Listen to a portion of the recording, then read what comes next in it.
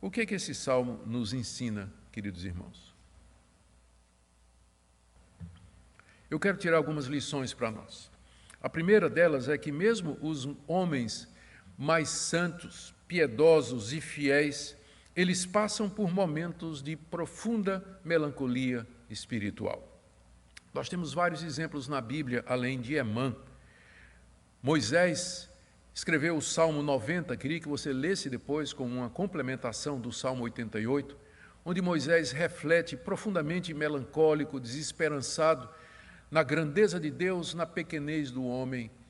Durante aqueles 40 anos em que passou no deserto, Moisés viu, sentiu, experimentou angústias profundas diante da realidade da pecaminosidade do povo de Israel e da sua rebelião. Pense no profeta Elias, que depois de uma vitória retumbante contra os profetas de Baal, foi ameaçado de morte pela ímpia rainha Jezabel e, angustiado, deprimido, fugiu do seu posto, se refugiou numa caverna, e foi preciso que Deus fosse até lá para tirá-lo daquela situação. O próprio Davi, o mavioso salmista de Israel, escreveu salmos de lamento semelhantes a esse de Emã. Leia o livro de Jó e você verá ali um homem de Deus, temente a Deus, perder tudo o que tinha num único dia e mergulhar numa crise de questionamento diante de Deus pelo que havia acontecido, o que é que tudo aquilo significava. Leia a vida do apóstolo Paulo, onde constantemente ele está trazendo uma lista de sofrimentos pelos quais ele passava, e nessa lista consta preocupações por dentro, temores por fora, ou ao contrário, né, temores por dentro e aflições por fora, angústia profunda no seu coração. Também a história da igreja nos mostra essa verdade de que homens piedosos, tementes a Deus, mulheres de Deus, passaram por períodos ou enfrentaram períodos de profunda melancolia, depressão espiritual. Talvez você não soubesse, mas o grande pregador reformado Charles Spurgeon, que é considerado o príncipe dos pregadores, ele sofria de uma depressão tão profunda que às vezes ele tinha que ser levado pelos diáconos da sua casa para a igreja para poder pregar, porque ele se sentia prostrado. Às vezes ele ficava 2, 3 semanas de cama, sem poder exercer o ministério pastoral diante daquela prostração que ele passava.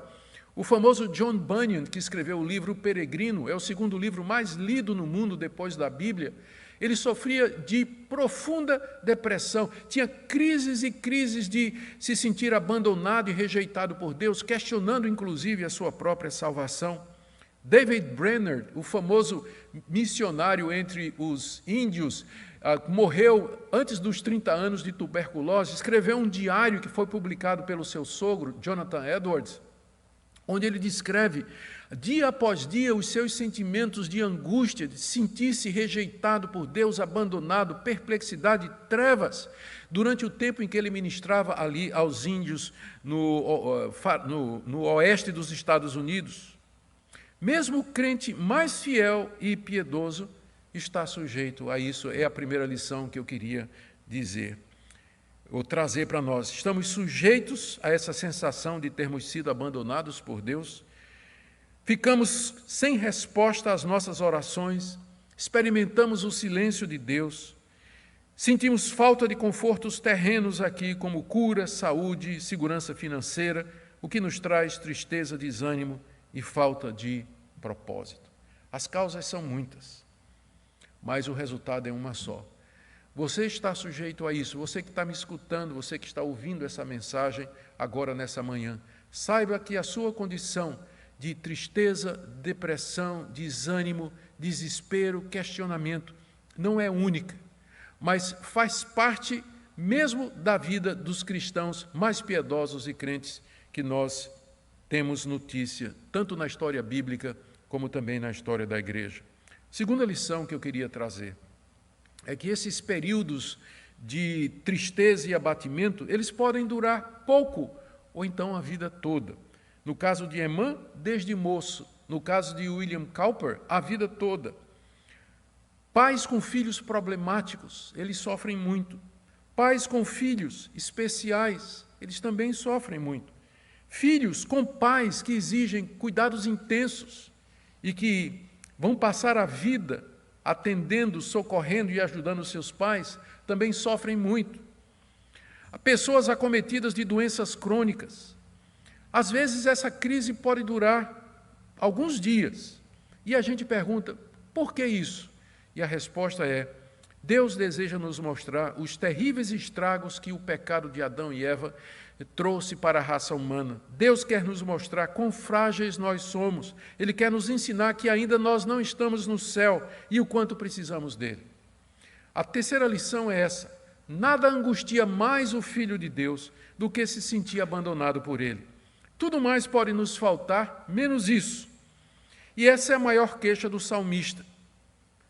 Quarta lição, e eu creio que essa é extremamente importante para nós. Nós não devemos parar de orar jamais, mesmo que Deus pareça demorado em nos responder. Devemos suplicar o seu favor, podemos lamentar diante dele, devemos descrever nosso estado diante dele, podemos argumentar com ele como Emã fez. Emã não parou de orar diante do silêncio de Deus. Ele clamava dia e noite, verso 1, ele clamava cada dia, verso 9, e ele clamava de madrugada, verso 13. Última lição que eu queria tirar para nós. Queridos, quão profundos e terríveis foram os sofrimentos do Senhor Jesus por nós. O estado de sofrimento de Emã, descrito no Salmo 88, ele se aplica a Cristo, embora Emã aqui esteja descrevendo a sua própria situação. Cristo sofreu sua vida toda. A Bíblia o descreve no Salmo em Isaías 53 como homem de dores que sabe o que é padecer. Cristo era um homem de dores, desde a sua encarnação, durante sua infância, durante a sua mocidade, durante o seu ministério, ele sabia o que é padecer. Lá no Getsêmani, na angústia que antecedia o momento da morte, ele disse aos seus discípulos, a minha alma está profundamente angustiada até a morte. E suou gotas de sangue, tal a intensidade do seu sofrimento. Levado à cruz, ali ele gritou na cruz, Deus meu, por que me abandonaste? Que é o grito de Emã aqui no Salmo 88. Senhor, por que o Senhor não me ouve? Por que o Senhor não me atende? Por que me abandonaste? E é por causa dos sofrimentos de Cristo, queridos, que o nosso sofrimento aqui não é em vão, que o nosso sofrimento aqui tem sentido. O Senhor Jesus sofreu para que nós pudéssemos ser perdoados dos nossos pecados, para que Deus nos justificasse de maneira que não há mais nenhuma condenação para nós. É isso que faz com que os nossos sofrimentos não sejam punições da parte de Deus, não é castigo da parte de Deus. Lembre que esse salmo é um salmo didático, os sofrimentos vêm para nos ensinar o quanto nós precisamos de Deus, o quanto nós somos frágeis. O sofrimento vem para quebrar nossa confiança em nós mesmos, para que nós nos apeguemos ao Senhor Jesus, homem de dores, e aprendamos a viver na dependência de Deus. Talvez você esteja passando por essa experiência de tristeza, desânimo, sofrimento, sensação do abandono da parte de Deus. Busque a Deus, confesse a Ele os seus pecados, medite nos sofrimentos do Senhor Jesus por nós, conscientize-se de que o propósito de Deus não é punir você, castigar você, porque seus pecados já foram punidos e castigados em Jesus, mas trazer você mais para Ele, como acabou acontecendo com Emã.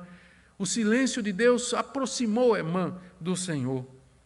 E talvez você não esteja passando por isso. Talvez Deus tenha sido gracioso e misericordioso com você. Deixe-me dar alguns conselhos para você. Tenha compaixão dos que estão sofrendo.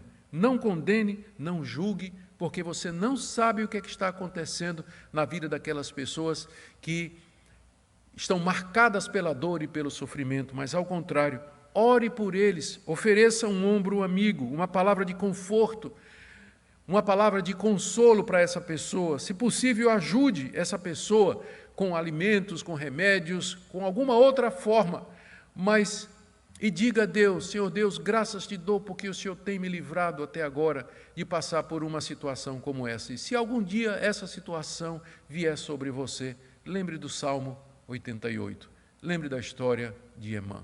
Que Deus nos console, que Deus nos fortaleça no meio das angústias e no meio do sofrimento que nós experimentamos aqui em nossa vida.